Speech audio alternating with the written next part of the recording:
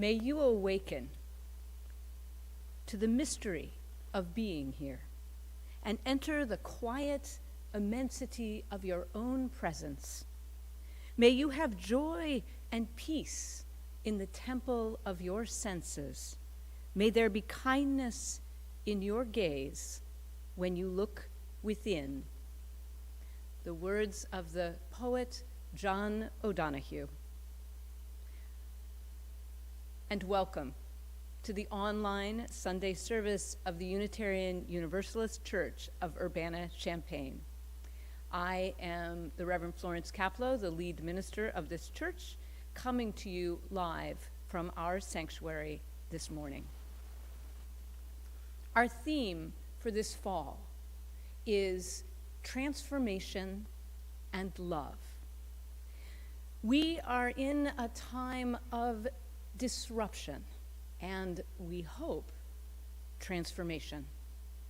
And our Universalist ancestors who built this sanctuary remind us that what is always most needed is love, an ever deeper and wider love.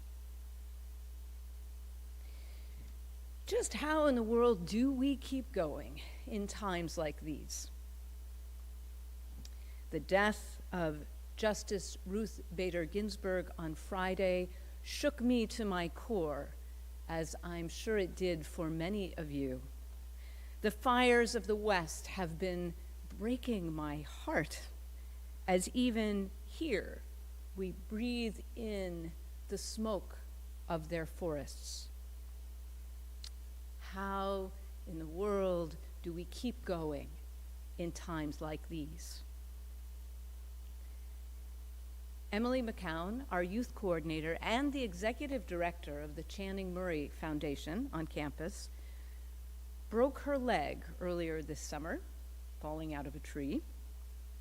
When we had our staff worship retreat back in August, and we were talking about how we could be supportive during what looked to be a tumultuous fall ahead of us, Emily mentioned that her long time inside her home healing had shown her a new place of peace.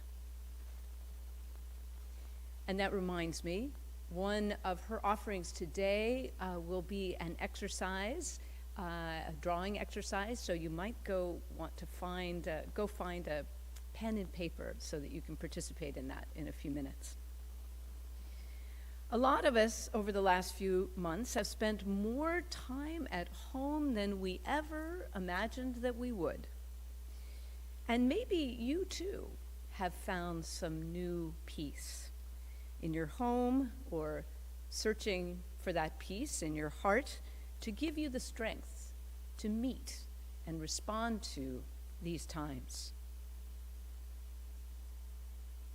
I also want to acknowledge that this weekend is Rosh Hashanah, the beginning of the Jewish New Year, a time to renew our spirits for the year ahead.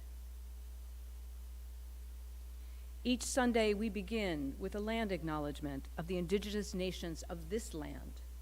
Wherever you are this morning, please bring to mind the indigenous peoples of your place with these words, which are also at the bottom of your order of service if you'd like to read along. The order of service can be found in your live stream page, and there will be a moment of silence after the acknowledgement.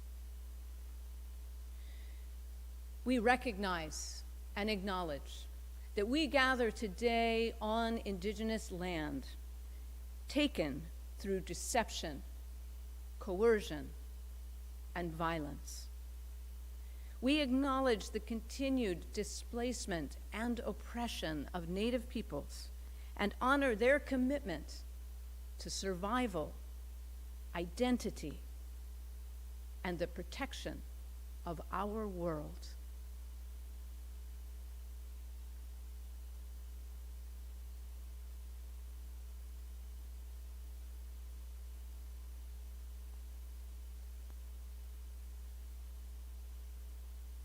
Thank you.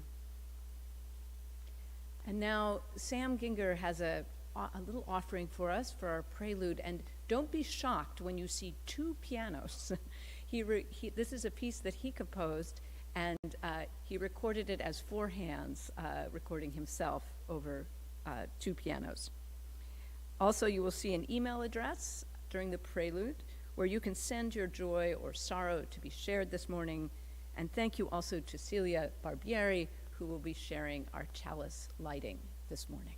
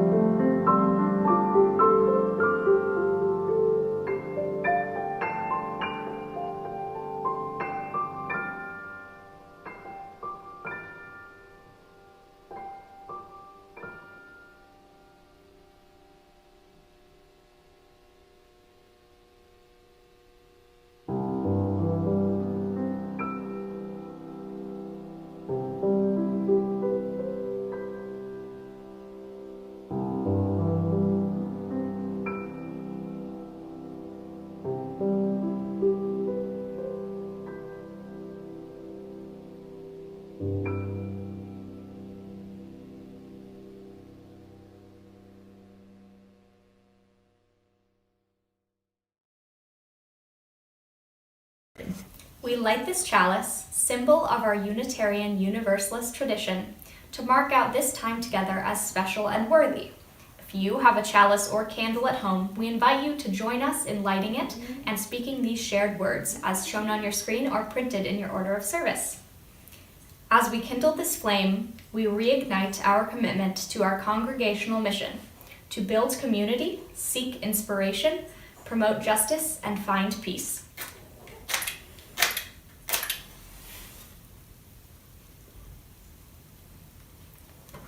Come, let us spend this time together. Today's service is about the power of your mind and your imagination. If you were a house, what kind of house would you be? Let's take a moment to dream together, to draw together. I encourage everyone watching today, no matter how old or young, to pick up a pen, pencil, crayon, whatever's around, and if you are able, draw yourself as a house. Research shows drawing has the power to reduce stress, can help you focus, builds new pathways in your brain. Whether it's in your drawing or in your mind, that's what we're doing today. We're building your peace paths. Let's think now on a moment in your past where you felt truly happy. Maybe in that moment you felt safe, cared for, cozy, or just at ease. Remember that moment? Maybe it was yesterday. Maybe it was last year. If you, in that very moment, were a house, what kind of house would you be? Maybe you're a cabin in the woods, or a castle carved out of a mountaintop, or maybe your place of peace, is a spaceship floating across the starry sky. What does your door look like? What do you show to the outside world? Is it a screen door that sways in the breeze? Or maybe there's no door at all. Perhaps the entrance is a waterfall. What do your walls look like? What makes you feel safe? Perhaps you've got lots of long hallways that wind and bend, so only you know the way around.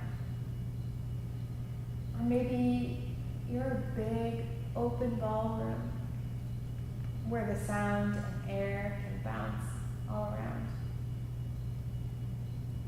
What is the light like in your house? What makes you feel beautiful? Perhaps it's the stage lights of a proscenium theater, or maybe it's the golden glow of a reading lamp, or it's lit by fireflies and stars. What do you keep in your house? What's most important to you? Books? Food? Games? Or if your house is like mine, there's got to be a room devoted to every one of my friends. What powers your house? What gives you strength? Maybe your house is powered by a rushing river or sunlight. Or maybe your house runs on old jazz records. Your peace palace is there for you whenever you need it. I encourage you to keep drawing and dreaming while the next hymn plays. This song comes out of our hymnal, though it is much older than that. My dad's small vocal ensemble arranged it, and he sent us a video of their performance. He's on the left. Dona nobis pacem means grant us peace. Enjoy.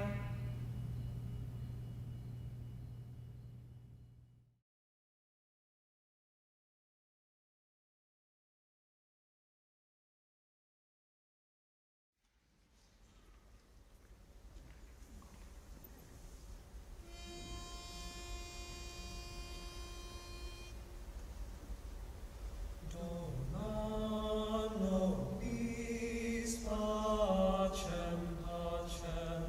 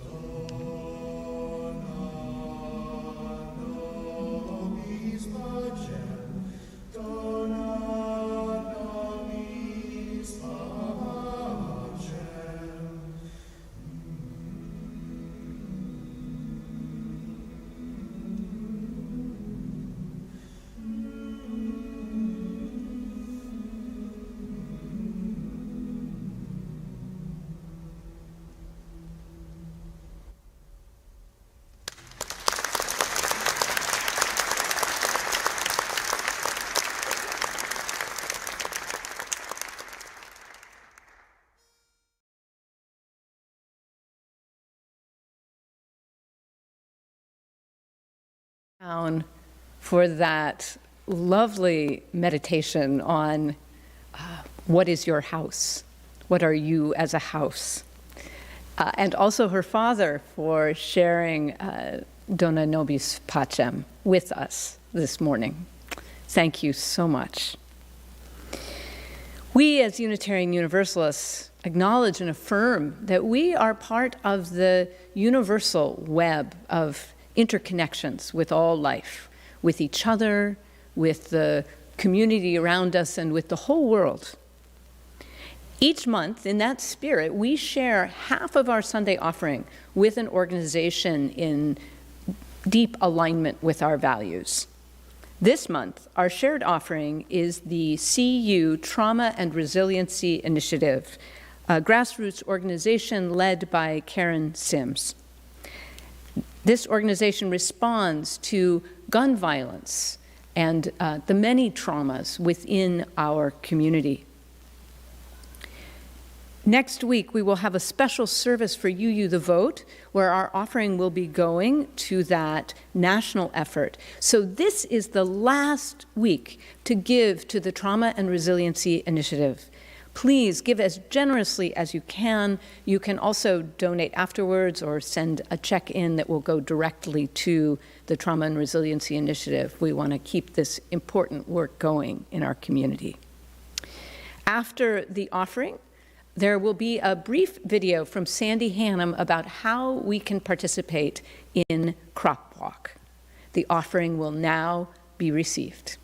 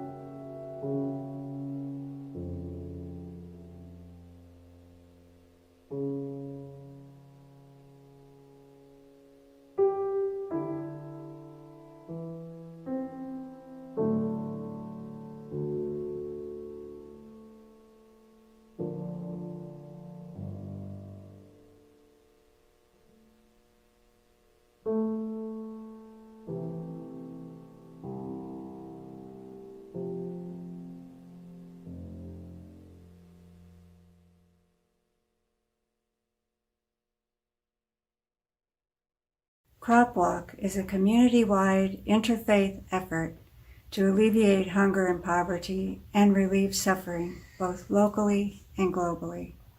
Crop Walk 2020 will be held on October 4th. This year, the walk will be virtual, but we still have a team of UU walkers gathering donations, raising funds to help alleviate the suffering caused by COVID-19.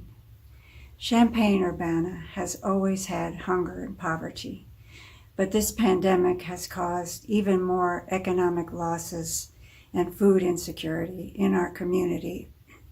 Of the funds raised, 25% will go to local charities: Daily Bread Soup Kitchen, Eastern Illinois Food Bank, Sola Grazie Farm, and Wesley Food Pantry. The other 75% will go wherever it is needed most. Church World Service estimates that the pandemic will double the number of people in the world facing extreme hunger. Crop Walk also relieves suffering caused by disasters, including relief to the western states devastated by horrific wildfires, to the southern states and nearby islands ravaged by deadly hurricanes, and to people subsisting in refugee camps around the world. Our church has been an enthusiastic part of Crop Walk for many years. You can help in this effort by going to the website you see on your screen and make a donation on behalf of the UU Walkers team or a particular walker. Or register to join the team. We need you.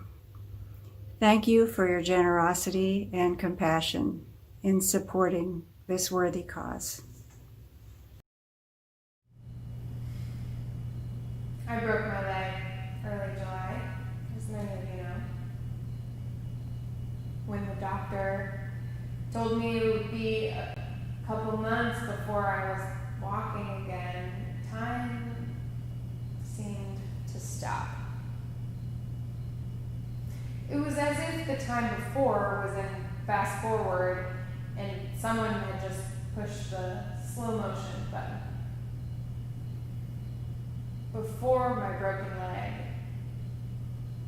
pandemic, civil unrest, fascism, climate change, it had me living life so fast. It felt like I was running for my life. And in fact, I would run every morning around Carl Park to stay focused, to stave off anxiety. I knew in my physical state, healing from surgery, I couldn't be productive in the way I had been before. My entire body was focused on healing my leg, and like it or not, my brain had to go along for the ride. I felt weak and often very vulnerable. I had to turn off the news and social media, and some days close the blinds and just be. When my partner Jacob would come home from work, he'd heat up dinner, and I'd read to him. And at a certain point, started to feel like we too were characters in an old but timeless book. My daily routine could have been any place, anywhere. Sometimes I lost track of what was outside our four walls. Sometimes I wondered if I opened the blinds, would I see a New York City street with horse-drawn taxis?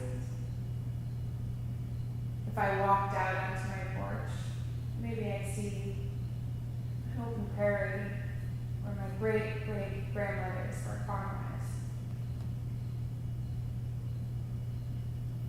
Ancient Romans and Greeks both wrote about the memory of past, which is an imaginative device to remember long lists and numbers by giving each piece a visual home in the rooms of your mind.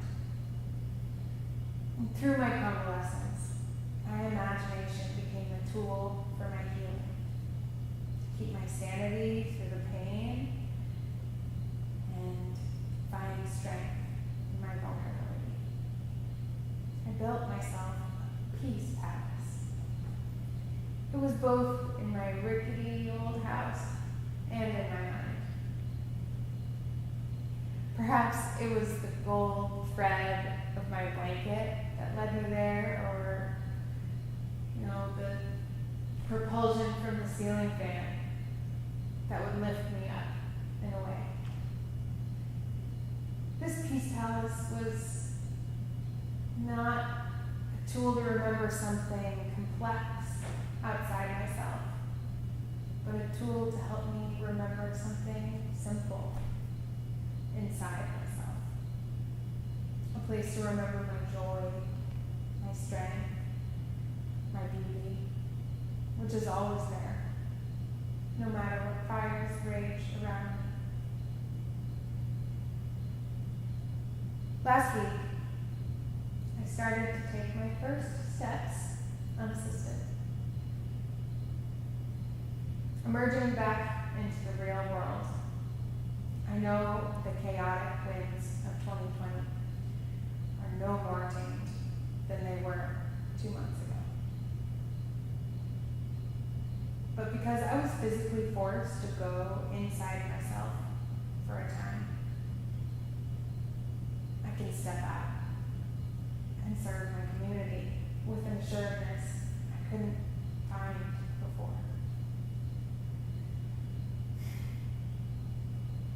Our generation is dealing with the weight and responsibility of a global knowledge, accessible with just one click of a button. We are the very first bearers of this instantaneous access to human and planetary suffering. No elder to show us how and when is a good time to peruse the headlines, and when we do, no grandmother to show us the craft of weaving a net big enough to hold our hopes for people we'll never meet. Most of us tuned in today have the privilege of a roof over our heads, blinds on the windows. Especially in times like these, people of compassion may find it hard to set aside even just a little bit of time to close the blinds and dream. But perhaps diving deep to engage in service to our community might also ask us to dive deep into our inner truth. Can you spare just a moment for yourself? Can you close your eyes and see a place made for you, by you? What does your joy look like if it were a house? What does your strength feel like standing on a foundation? Where does beauty live in your greatest imagination? There's a place of peace inside your mind to guide you through. It only takes a moment to go and find it. Blessed be.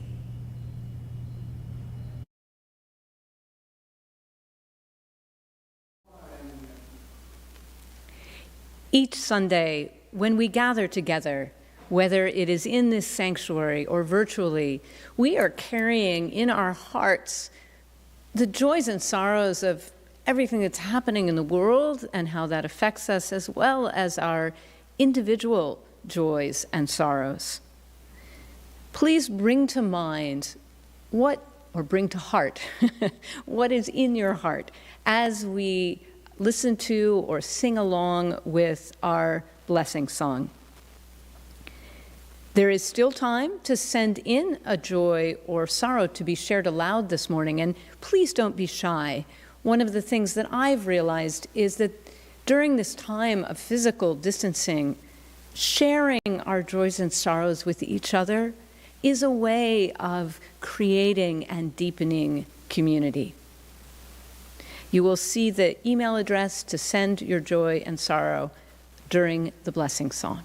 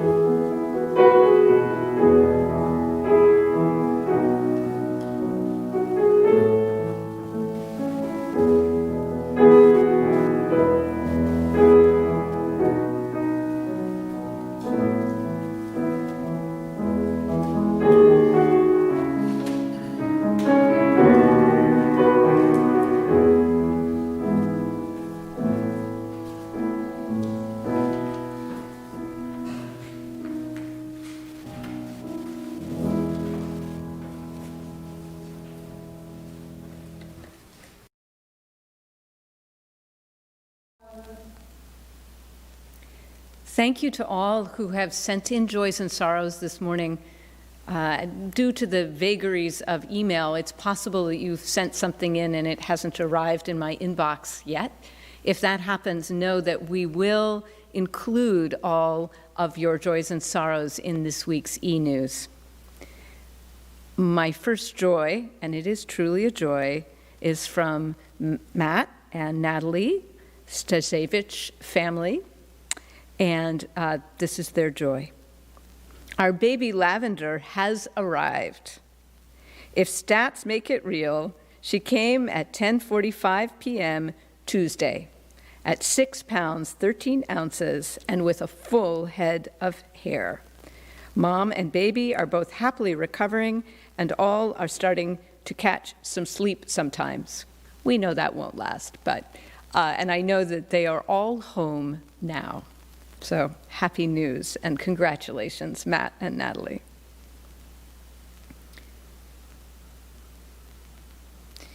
Just want to make sure I get everybody's joys and sorrows here. Okay.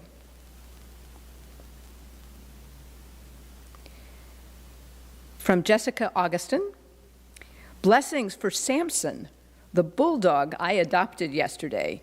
He is a very good boy, and I am so glad to have him in my life. And there is a photograph. From Chris Hanauer, who's in the back of the sanctuary right now. A joy for the time that Jody and I spent with our son Ben on Friday in Chicago. He just turned 20, and it was joyful to see him happy and comfortable in his independent life. From A.J. Herzog. Words can't capture how sad I am at RBG's passing. My heart hurts thinking that in her final days she carried the burden of worrying about our future. I pray she found peace at the end. It feels like it's now our job to carry her flame in the fight for justice. Her passing has inspired me to do something every day to continue this work. Rest in peace, Ruth. From Umita Sadarangani, deep gratitude for the life and work of our beloved Justice Ruth Bader Ginsburg, sorrow and worry for our nation in this time of division and pandemic, and gratitude for our UU community, a comfort and inspiration even when we can't get together in person. From Paul Kaiser, joy, as Beth Simpson celebrated another year of life yesterday. Beth, thanks for your light. From Beth, Willow, and Xander. From Aaron Dittmer, sorrow that my Grandma Judy passed away on Thursday after a battle with Alzheimer's. I'm going to miss her terribly. Joy that my mother, aunt, and I were able to be at her side every day. Joy for the memories. Joy that my grandma left behind so much beauty for us to remember her by. She was an award-winning quilter with an eye for color and intricate patterns. Every time I cuddle beneath one of her pieces, it will be a warm embrace. From Gail Cohen, sorrow for Ruth Bader Ginsburg. May God's newest angel rest in peace. She will be missed so much and for so many reasons.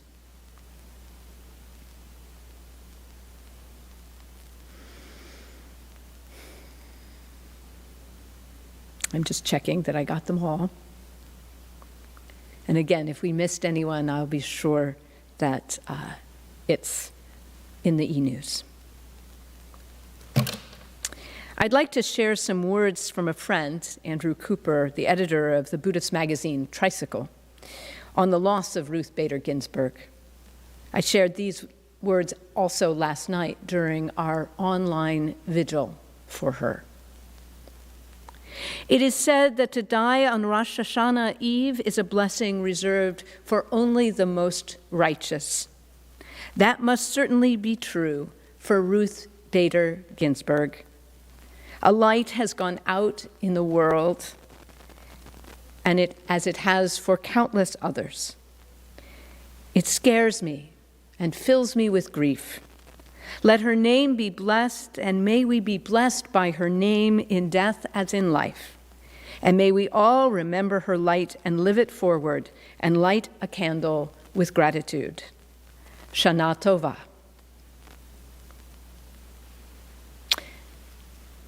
And we will now have a time of meditation, prayer, and reflection as Sam offers us some beautiful music.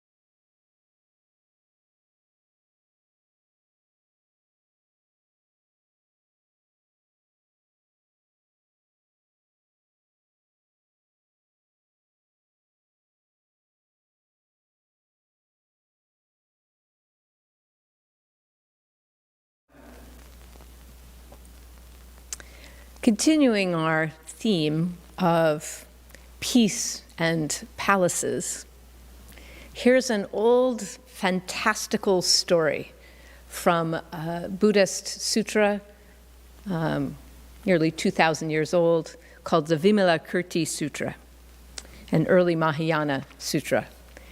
I read this many years ago, and it's stayed with me all this time. There's something for me that's very important about this story in my own life and journey. The main character in this story is Shariputra, who was considered one of the wisest of the Buddhist disciples. And because of that role, in the Mahayana Sutras, he's often the one asking the kinds of questions that maybe everybody else is thinking about but wouldn't say out loud. Once there was a great assembly of monks and nuns, lay people and bodhisattvas gathered to hear the Buddha teach. Shariputra asked the Buddha, "I see this great earth with its highs and lows, its thorns, precipices, peaks, and abysses, as if it was entirely filled with," well, we'll use the word manure. So his question was to the Buddha, why is it like this? Have you ever had that feeling? That it's just too hard to get around from one place to another, and there is entirely too much manure? I certainly have. The Buddha heard Shariputra and the depth of his question.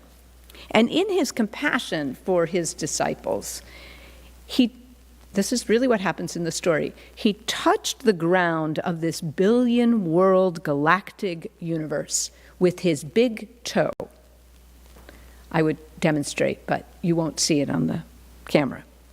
And suddenly, everything was transformed into a jeweled palace, a magnificent array of many hundreds of thousands of clusters of precious gems. Everyone in the entire assembly saw it and were filled with wonder, each perceiving themselves seated on a throne of jeweled lotuses, surrounded by jeweled trees. Then the Buddha said to the venerable Shariputra, "Shariputra, do you see this splendor?" Shariputra replied, "I see it, Lord. Here before me is a display of splendor such as I have never before heard of or beheld. The Buddha explained that this was the world he saw all the time, that he lived in, and that the difficulties that Shariputra perceived were only there to help wake him up. And then he lifted up his big toe, and everything went back to the way it had looked before. So what is it about this story? Again, this has been one that's been in my mind for a long time that I think about. I think from a young age, I did a lot of reading about our history, about the environment, about how indigenous people had been treated, how people were enslaved and brought from Africa. And these things weighed really heavily on my heart. I couldn't understand why we did what we've done as human beings. It didn't make sense to me. And honestly, it still doesn't make sense to me. And I didn't know what to do with a world that seemed this difficult, this filled with manure. Although actually, if you think about it, manure is a great thing. Manure in your compost makes the most beautiful garden. So maybe manure is not the right word. Anyway, over the years, what I have learned and experienced is that it's possible to hold both views. The other day, just yesterday, I was sitting on my front porch. I was having a bowl of whisked green tea and a really, really fine slice of zucchini bread that my neighbors Ming and Eamon had made for me and left on my front porch, which of course makes it all the sweeter, that gift. And I was looking at this tree, a big sycamore that is over on another neighbor's front of her house. And there was light through it, and this deep, deep September blue sky behind it. And the light and the movement of the leaves in the wind, it was like the tree was shining. It was like the tree was a jeweled palace. It really was at that moment. And I think we all have moments like that. We all have moments where the world is truly wondrous and whole in a way that we don't really have words for, that isn't intellectual, but something we see and know. And yet at the same time, the world feels so broken. And if we live in just that world of, oh, it's all perfect, then our hearts may harden to the brokenness. And if we live in the place of the brokenness, then we may not have the strength and heart to address what is happening.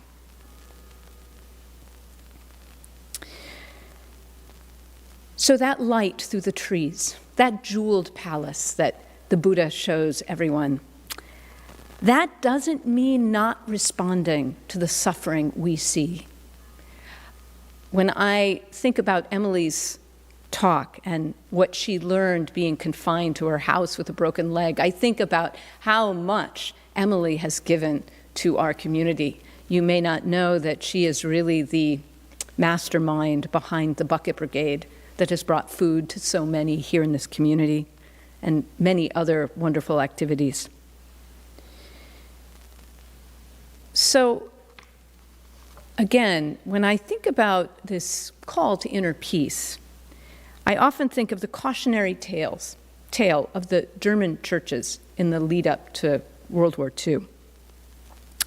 Their theologians and pastors had begun preaching pietism, which is a turning towards the individual inner search for the divine within, and a focus away from what you might call the social gospel, through really engaging with the world as Christians. And these ideas had also influenced American churches at that time, before the war. Believers in pietism saw it as a return of Christianity to a focus on the heart and to inner peace. And this seems like a good thing, right? But our great American Unitarian theologian, James Luther Adams, spent time in Germany in the 1930s and witnessed that inward focus of the churches as the Nazis rose to power. He believed to the end of his life that had the German and American church leaders risen up together and countered that Nazi ideology, millions of lives could have been saved. But they did not.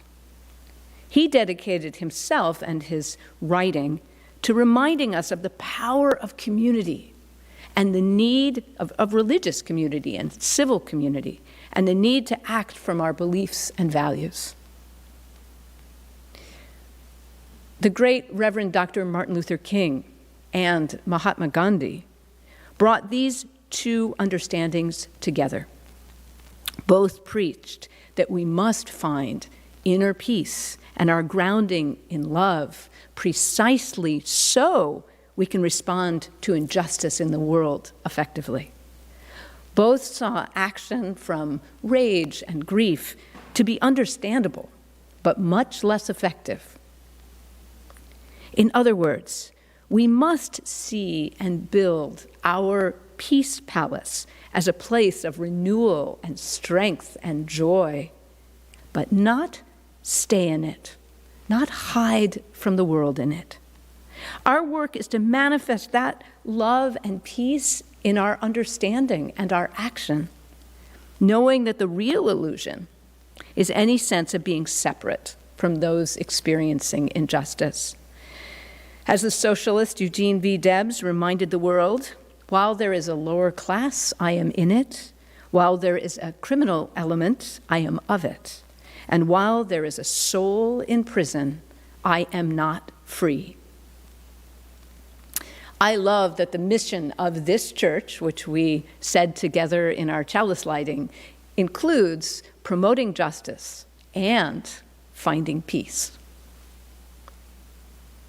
I think of the powerful demonstration organized by some in this church 2 years ago in response to the news that there were refugee children being kept in cages on the border. They set up dog kennels at the courthouse and went into them themselves. Maybe you could say that those cages were peace palaces, a place of making and affirming peace in response to injustice. So don't think that your peace palace will necessarily look like a palace. The tumble-down house that you might have noticed in the opening image for this service is a place Emily lived in while in college in Olympia, Washington, a group house called Slug Hollow. Well, I went to that same college years before, and I had friends at Slug Hollow, so I was overjoyed when I saw that image. I thought that was a wonderful serendipity. And my own group house in Olympia, even more tumble down, was called Paradise Ranch. They all had names. And indeed, we made a paradise of community and caring in that place.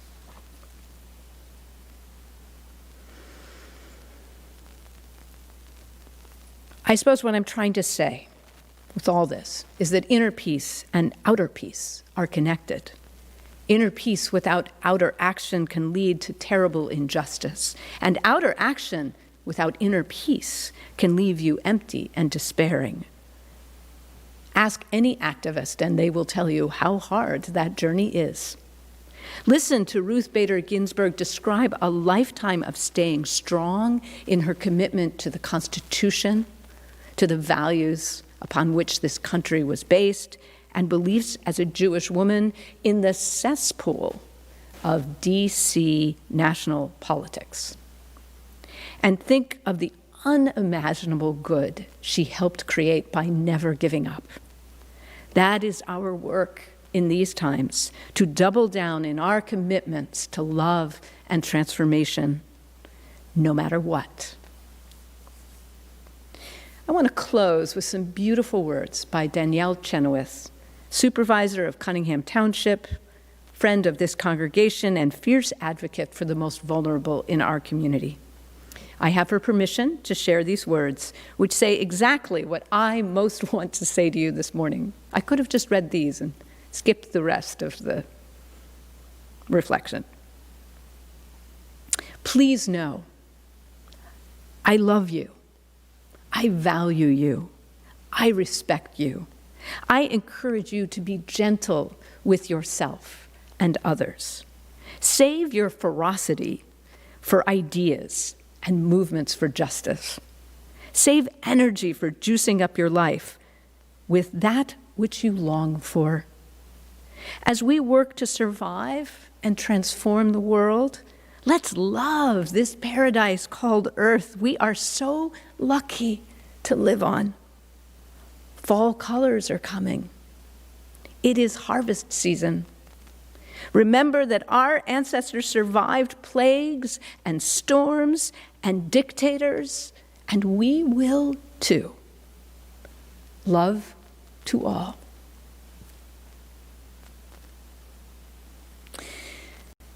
And now Emily will lead us in hymn number 1009, Meditation on Breathing.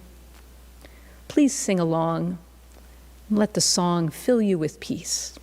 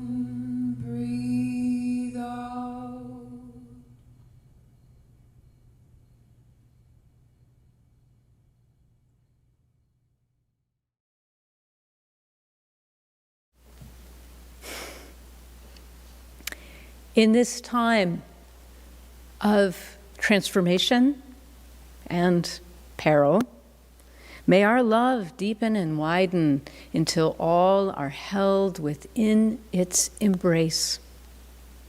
Happy New Year, Shana Tova, And Reverend Sally Fritchie and I hope that you will join us for fellowship time today in a few minutes after the end of the service. Please join at any time. Blessed be. May you have a beautiful, blessed paradise of a Sunday afternoon.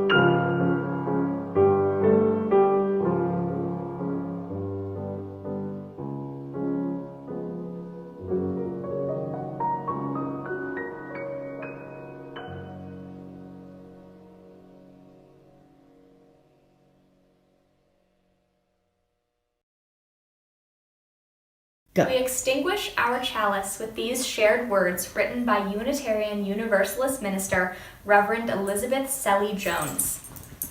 We extinguish this flame, but not the light of truth, the warmth of community, or the fire of commitment.